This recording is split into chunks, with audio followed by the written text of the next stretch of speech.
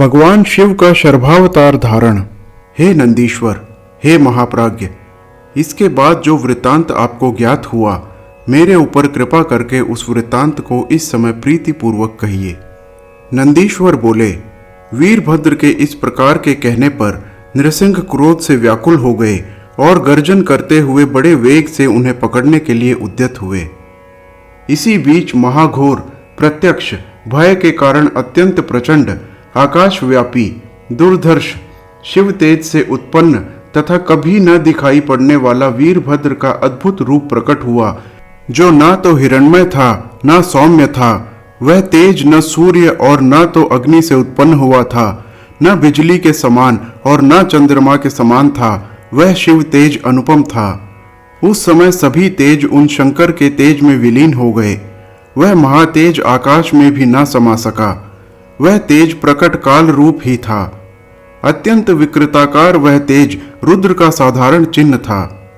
जय जय आदि मंगल शब्दों के साथ उन देवताओं के देखते देखते ही परमेश्वर स्वयं संहार रूप से प्रकट हुए।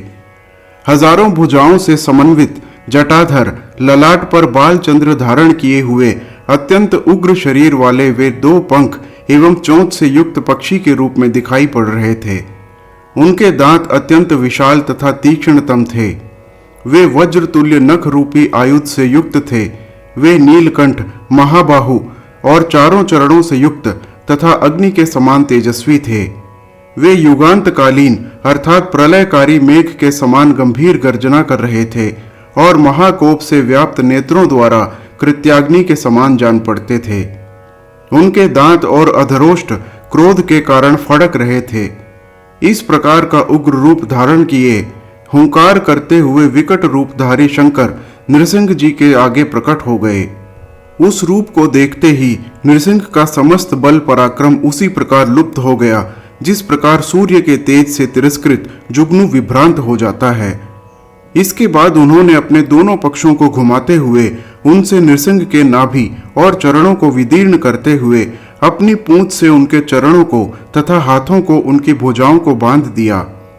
इसके बाद भुजाओं से हृदय विदीर्ण करते हुए शिव जी ने नृसिंह को पकड़ लिया। उसके बाद देवताओं और महर्षियों के साथ आकाश में चले गए।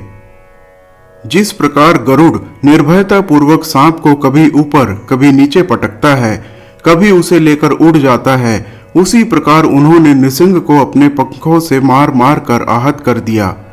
फिर वे अनंत ईश्वर उन नृसिंह को लेकर वृषभ पर सवार हो चल पड़े।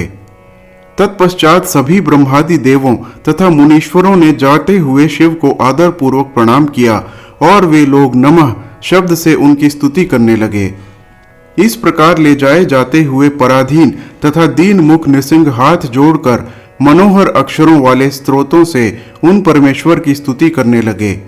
शिव के 108 नामों द्वारा इन शर्भेश्वर की स्तुति कर नृसिंह ने पुनः उनसे प्रार्थना की, हे परमेश्वर, जब जब मेरी यह मूढ़ बुद्धि अहंकार से दूषित हो जाए, तब तब आप ही उसे दूर करें। नंदीश्वर बोले, इस प्रकार प्रीतिपूर्वक शिव से प्रार्थना करते हुए नृसिंह रूपधारी विष्णु जीवन पर्यंत पराधीनता स्वीकार कर बार बार प्रणाम करके दीन हो गए। वीरभद्र ने क्षण मात्र में ही नृसिंह के मुख सहित समस्त शरीर एवं उनकी शक्ति को अपने में समाहित कर लिया। नंदीश्वर बोले, तदनंतर ब्रह्मादि समस्त देवता शरभ रूप धारण किए हुए संपूर्ण लोकों के एकमात्र कल्याणकारी भगवान शंकर की स्तुति करने लगे। देवता बोले, हे महेश्वर, ब्रह्मा, विष्णु, इंद्र, चंद्रमा आदि समस्त देवता, महर्षि एवं दैत्य आदि सबके सब आपसे ही उत्पन्न हुए हैं। आप ही ब्रह्मा, विष्णु, महेंद्र, चंद्र तथा सूर्य आदि देवताओं एवं असुरों का सृजन, पालन एवं संहार करते हैं। आप ही सबके स्वामी हैं। इस संसार का हरण करते हैं, इसीलिए विद्वान लोग आपको हर कहते हैं, और आपने विष्णु का निग्रह किया है, इसीलिए भी आप विद्वानों के द्वारा हर कहे जाते हैं। हे प्रभु, आप अपने शरीर को 8 भागों में बांटकर इस जगत का संरक्षण करते हैं। अतः हे भगवान, अभीष्ट वरों के द्वारा हम देवताओं की रक्षा कीजिए। आप महापुरुष, शंभु, सर्वेश्वर, सुरनायक, निस्वात्मा, निर्विकार आत्मा, परब्रह्म, सत्पुरुषों की गति, दीन बंधु, दया सिंधु, अद्भुत लीला करने वाले, परमात्मद्रक, प्राज्ञ, विराट, विभु, सत्य एवं सच्चित आनंद लक्षण से युक्त हैं। नंदीश्वर बोले, इस प्रकार देवताओं के वचन को सुनकर परमेश्वर सदाशिव उन पुरातन देवताओं एवं महर्षियों से कहने लगे। शिव जी बोले, जिस प्रकार जल में जल, दूध में दूध और घी में घी मिलकर समरस हो जाता है, ठीक उसी प्रकार भगवान विष्णु भी शिव जी में मिलकर समरस हो गए हैं, इसमें संशय नहीं है। इस समय एकमात्र विष्णु ही महाबलवान तथा अहंकारी नृसिंह का रूप धारण कर संसार के संहार करने में प्रवृत्त हुए हैं। उन्हें नमस्कार है। सिद्धि हेतु प्रयत्नशील मेरे भक्तों के द्वारा वे प्रार्थना के योग्य हैं। वे स्वयं भी मेरे भक्तों में सर्वश्रेष्ठ हैं और मेरे भक्तों को वर देने वाले हैं। नंदीश्वर बोले, इस प्रकार कहकर महाबली भगवान पक्षीराज देवताओं के देखते देखते वहीं अंतर्धान हो गए। गणाध्यक्ष महाबलवान भगवान वीरभद्र भी नृसिंह का चर्म निकाल और उसे लेकर कैलाश पर्वत पर चले गए। उसी समय से शिव जी नृसिंह के चर्म को धारण करते हैं। उन्होंने नृसिंह के मुख को अपनी मुंडमाला का सुमेरु बनाया था। तदनंतर सभी देवता निर्भय होकर इस कथा का वर्णन करते हुए विस्मय से प्रफुल्लित नेत्र हो जैसे आए थे वैसे ही चले गए। जो व्यक्ति वेद रस से परिपूर्ण इस परम पवित्र आख्यान को पढ़ता है तथा सुनता है, उसकी संपूर्ण कामनाएं पूर्ण हो जाती हैं।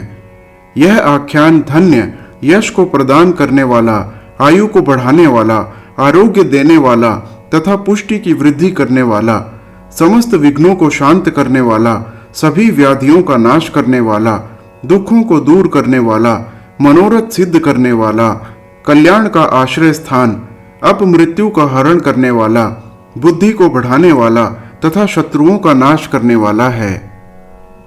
यह शरभ रूप पिनाकधारी शिव जी का उत्तम रूप है। इसे शिव के भक्तों तथा गणों में प्रकाशित करते रहना चाहिए, अर्थात साधारण जनों के समक्ष यह प्रकाश्य नहीं है। उन्हीं शिव भक्तों को इस आख्यान को पढ़ना एवं सुनना चाहिए। यह 9 प्रकार की भक्ति प्रदान करने वाला दिव्य एवं अंतःकरण तथा बुद्धि का वर्धन करने वाला है। शिव जी के सभी उत्सवों में चतुर्दशी तथा अष्टमी को एवं शिव की प्रतिष्ठा के समय इस आख्यान को पढ़ने से शिव जी का सानिध्य प्राप्त होता है। चोर, बाघ, मनुष्य, सिंह के भय में, आत्मकृत अर्थात मन में अकारण उत्पन्न भय तथा राजभय में, अन्य प्रकार के उत्पात, भूकंप, डाकू आदि से भय उपस्थित होने पर, धूलि वर्षा काल में, उल्कापात, महावात, अनावृष्टि और अतिवृष्टि में जो विद्वान सावधान होकर इसे पढ़ता है वह दृढ़ वृत्ति शिव भक्त हो जाता है। जो निष्काम भाव से इस शिव चरित्र को पढ़ता या सुनता है और शिव व्रत करता है वह रुद्रलोक को प्राप्त कर रुद्र का अनुचर हो जाता है। इस प्रकार रुद्रलोक को प्राप्त कर वह रुद्र के साथ आनंद करता है और हे मुने, उसके बाद शिव जी की कृपा से वह शिव सायुज्य प्राप्त करता है। हर हर महादेव।